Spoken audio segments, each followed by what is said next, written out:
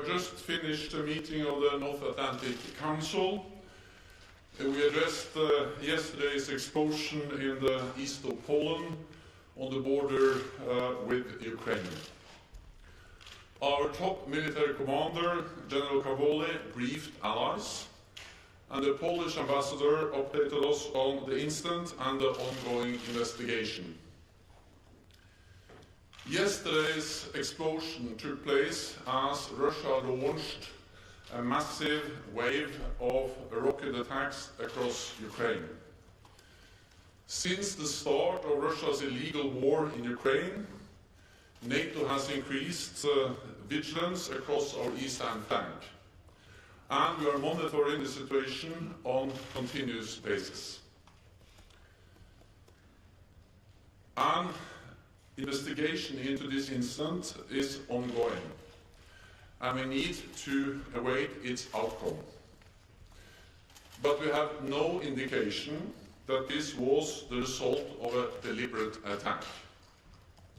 And we have no indication that Russia is preparing offensive military actions against NATO.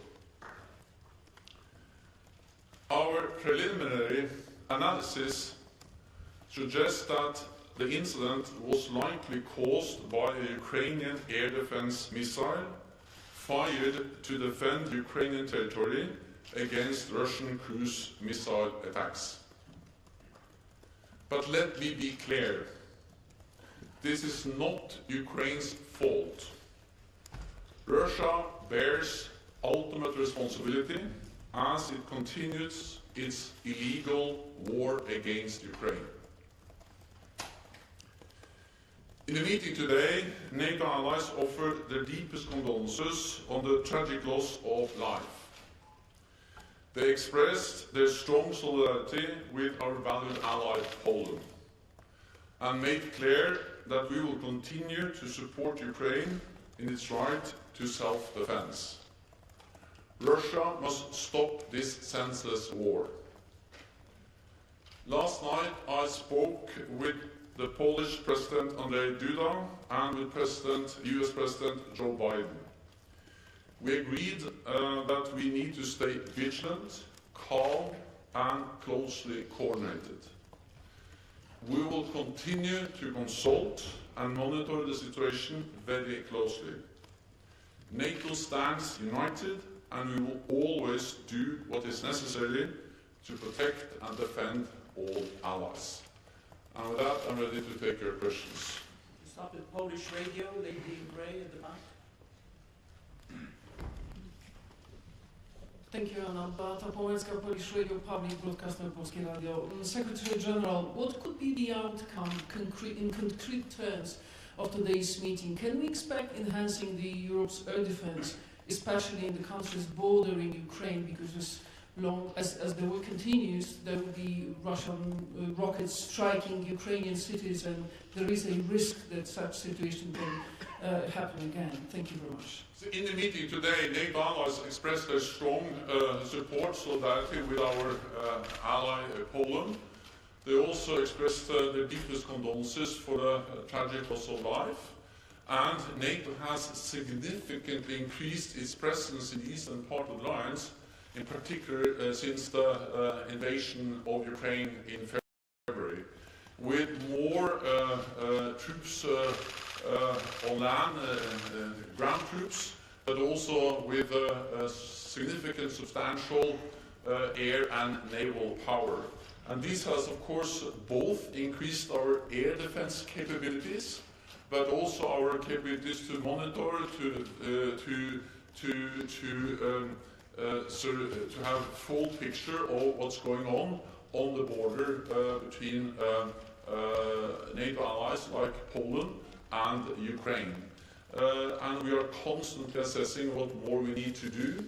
We also have made important decisions at our summit in Madrid to further strengthen our presence in the eastern part of the alliance.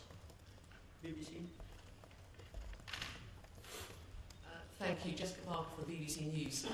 I just wanted to ask, given the incident that happened last night, do you think this was perhaps the most tense moment for NATO in this conflict so far? Thank you. I'm always careful to rank different incidents and situations. It demonstrates that the war in Ukraine, which is President Putin's responsibility, continues to create dangerous situations. At the same time, we have to remember that this happened at the same time as Russia launched a wave of new indiscriminate missile and air attacks on Ukrainian cities, attacking critical civilian infrastructure, hitting civilian targets. Then it's nothing strange. Then, of course, that is in itself a very dangerous situation. And then we then also see that there may be also consequences on NATO territory. It's a consequence of the war that Russia wages against Ukraine. And we'll go to the Ukrainian news agency in the middle. Thank you for the floor. Dmytro Shkurko, National News Agency of Ukraine. I just want to mention that Ukrainians do understand the pain of the Polish people and have a greater sympathy with them. My question is how that incident will be reflected on the assistance that allies provided for Ukraine in air defense. Where will be some kind of new systems to cover the Ukrainian sky? Thanks.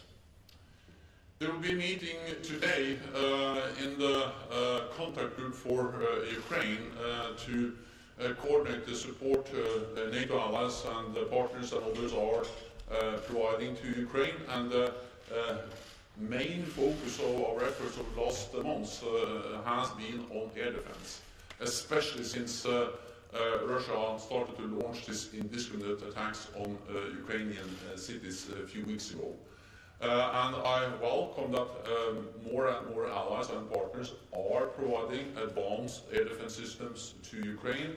NASAMS, Hawk batteries from Spain and others.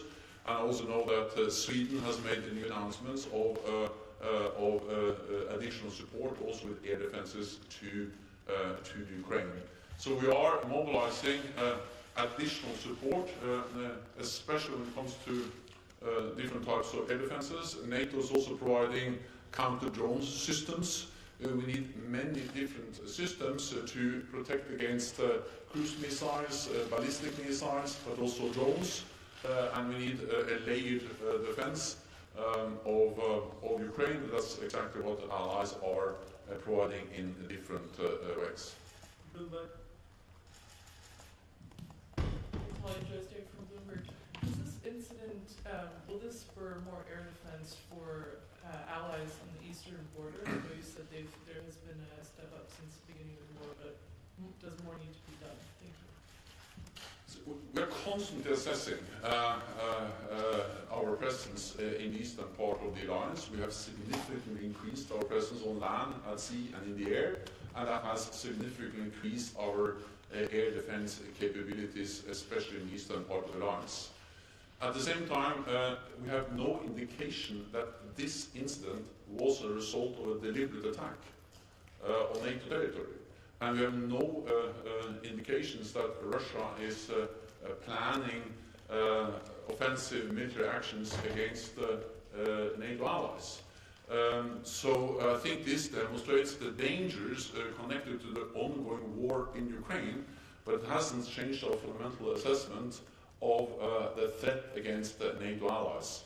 It shows the importance of monitoring, of being vigilant, of the presence, and we made decisions for long-term adaptation of NATO's deterrence and defense at the summit in Madrid in June, and that includes partly more presence in the east, partly more pre-positioned equipment, in particular in the eastern part of the alliance, and partly earmarked forces so we can quickly scale up the battle groups we have in the eastern part of the alliance. And of course, all of this will also further strengthen our air defense capabilities. Then air defense is partly land-based, but air defense is also very often air-based, also aircraft. and naval-based, based on our ships. And of course, air forces and naval forces is something we very quickly can move in. SACEUR has, our Supreme Allied Commander in Europe, has all the authorities to move in additional forces, including air and naval forces, to augment our air defenses quickly if needed. Frank Dahlman.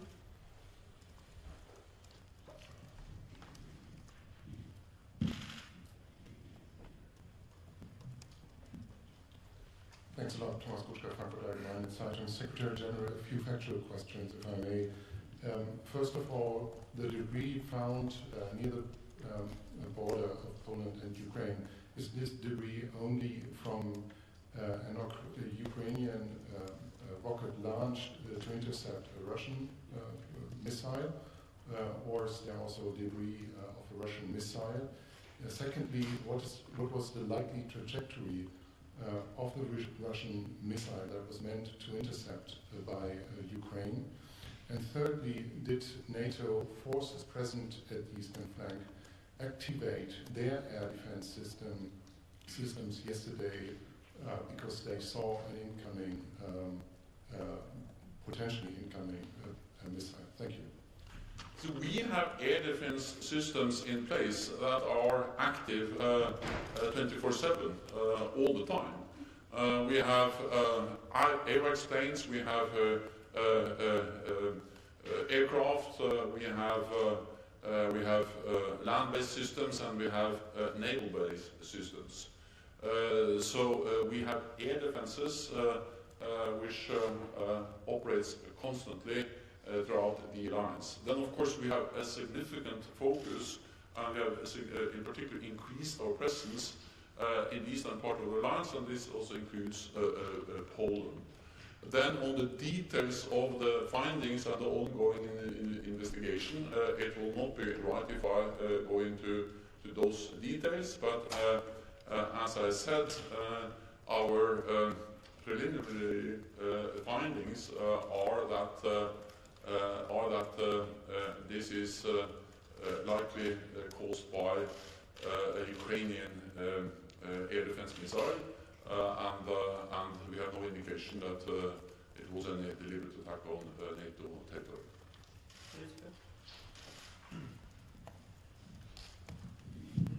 Thank you very much. Just a brief question.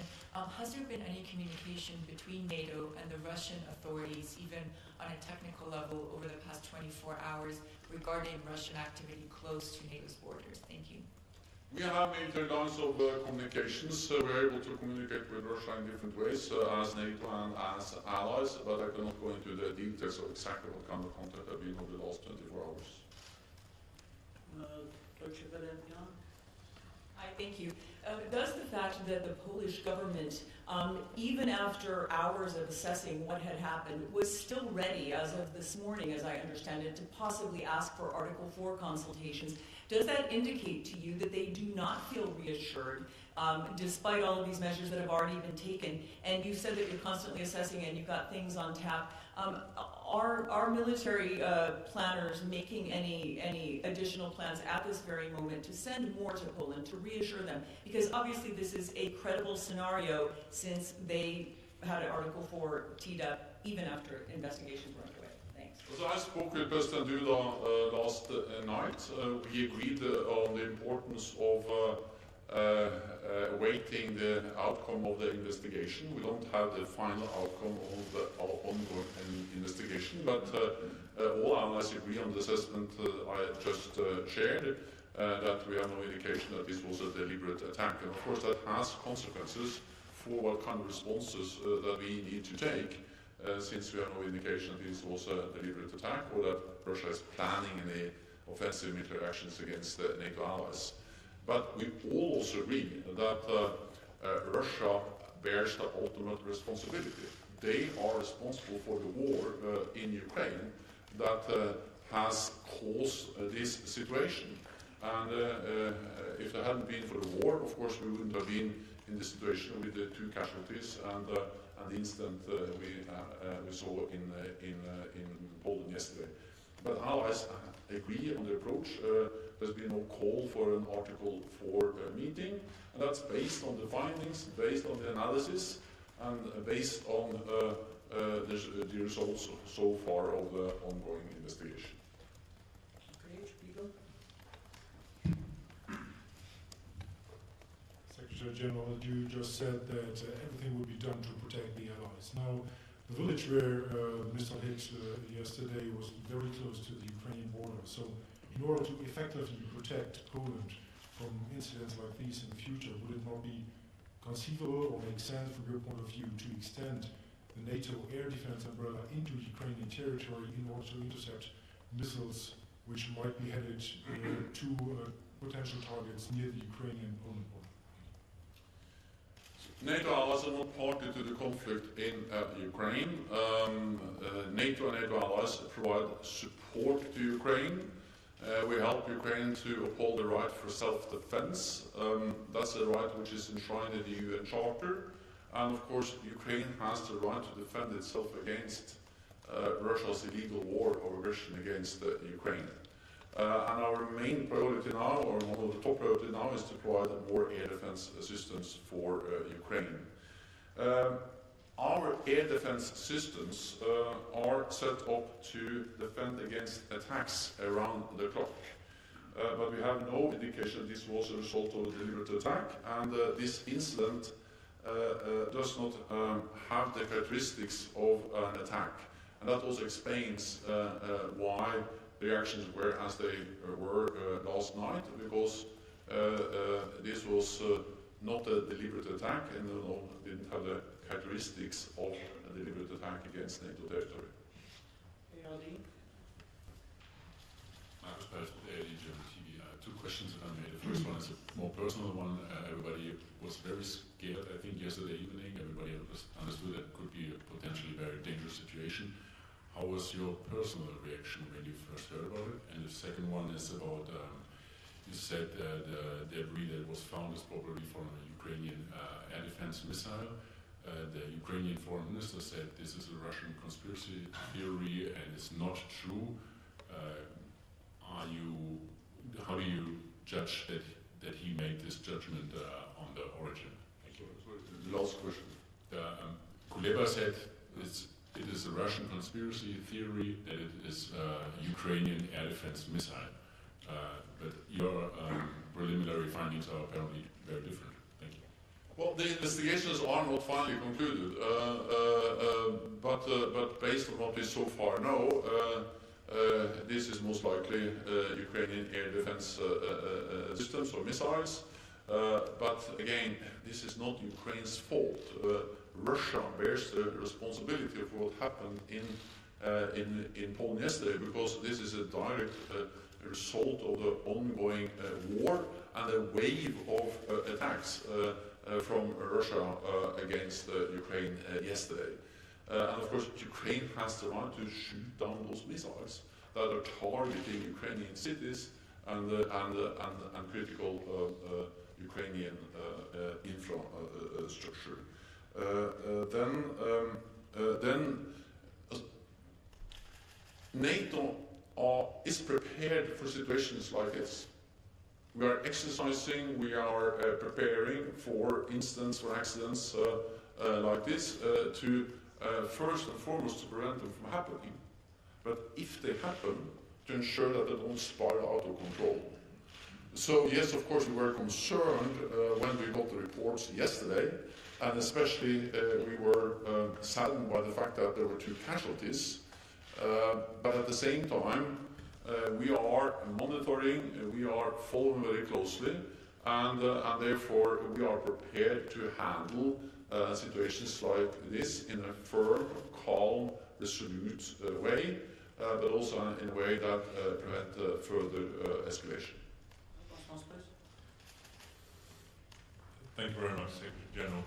You've said repeatedly that NATO has all the capabilities along the Eastern Front and that you're ready for these sorts of incidents at any moment. So was this a failure of NATO's defences that this missile was able to hit Polish territory? Well, the air defense systems in the east, they are set up to defend us against attacks. And attacks, missiles, cruise missiles, ballistic missiles, they have special characteristics, which we then we follow and we monitor, and then we make a judgment whether it's an attack or whether it's something else.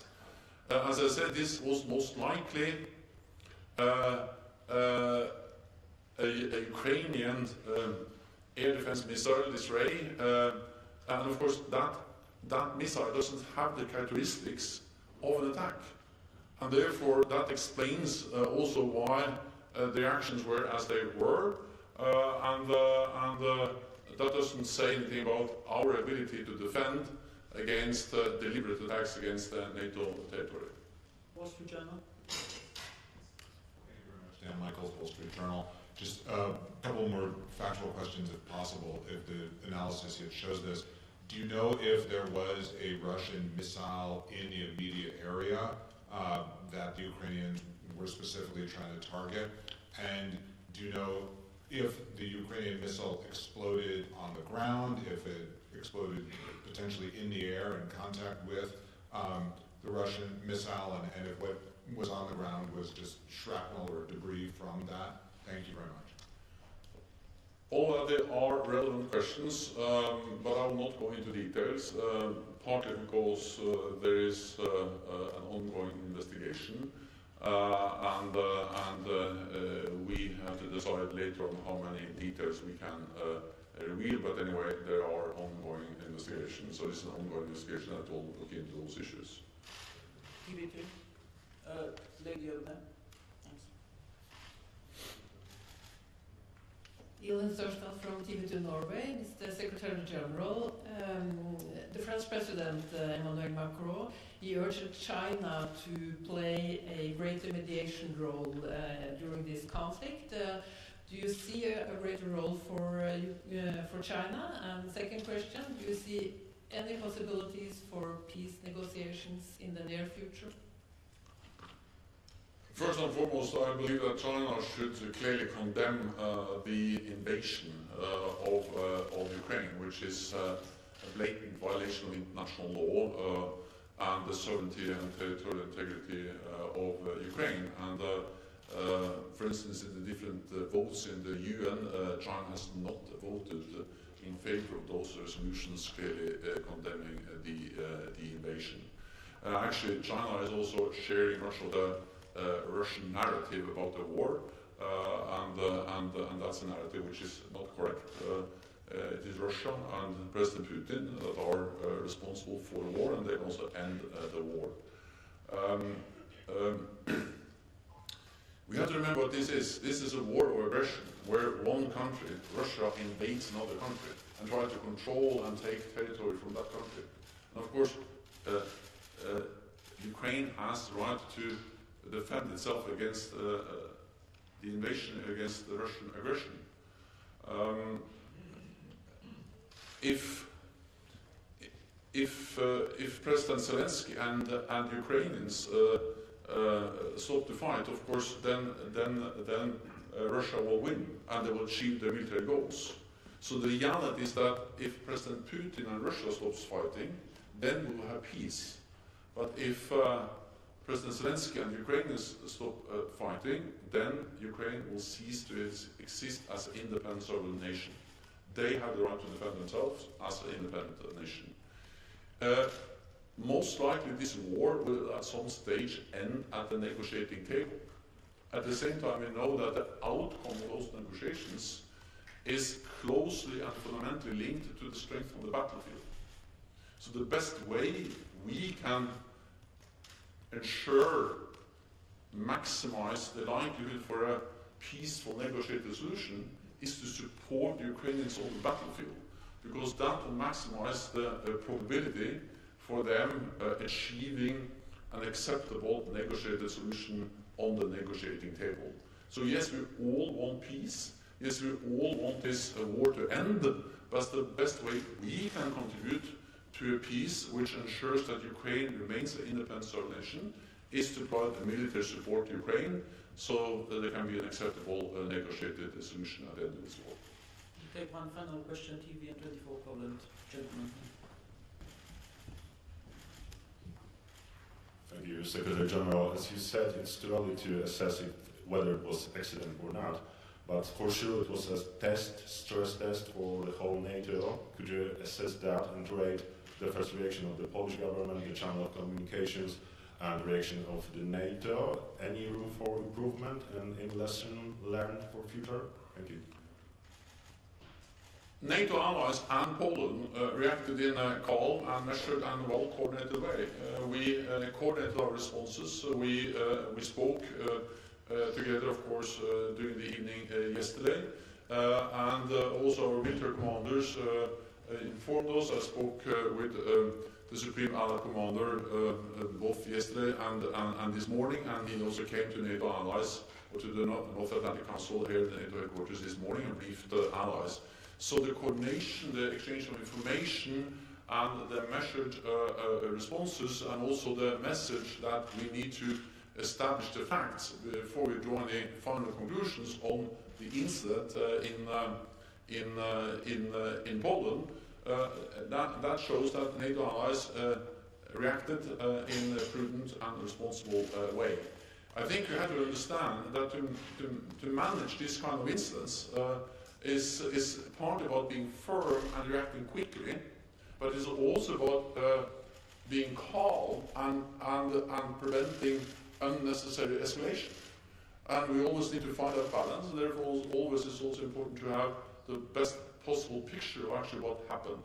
Therefore, we actually said yesterday that we need some time to look into the incident. We did that over the course of the night, and then we have a clearer picture today, a picture that tells us that we have no indication that this was a deliberate attack, and no indication that this was something that was targeted on NATO territory, and no indication that Russia is planning any aggressive military actions against Ukraine. But what we do know is that the whole incident is caused by Russia's brutal war in Ukraine. So the best way of preventing anything like this from happening again is for Russia to stop this war. Thank you very much. This concludes this press conference. Thank you.